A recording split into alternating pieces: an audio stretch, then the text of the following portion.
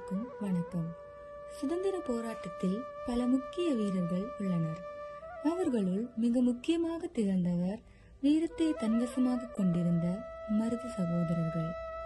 மருது பாண்டியர் எனப்படும் மருது சகோதரர்கள் ஆங்கிலேயரை எதிர்த்து தமிழ்நாட்டில் விடுதலை போராட்டத்தை தொடங்கியவர்கள்.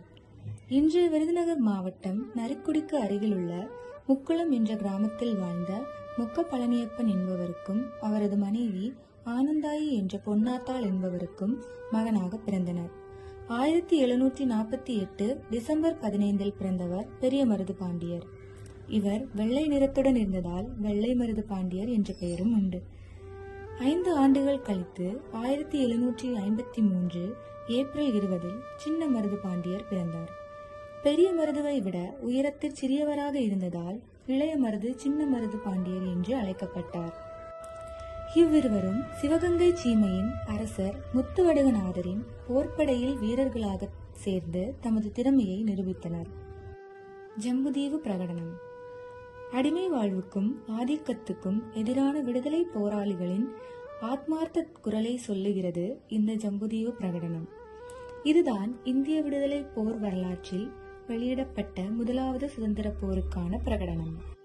கிபி 1800களின் தொடக்கத்தில் மருது சகோதரர்கள் ஆங்கிலேயருக்கு எதிராக தென்னிந்திய அளவில் மாபெரும் ஒரு தீபகற்ப கூட்டணியை உருவாக்கினர். அப்போதுதான் திருச்சி மலைக்கோட்டையிலும் ஸ்ரீரங்கம் கோவிலிலும் நாவலந்தீவு பிரகடனம் என்ற ஜம்புதீவு பிரகடனம் ஒன்றை மருது சகோதரர்கள் வெளியிட்டனர்.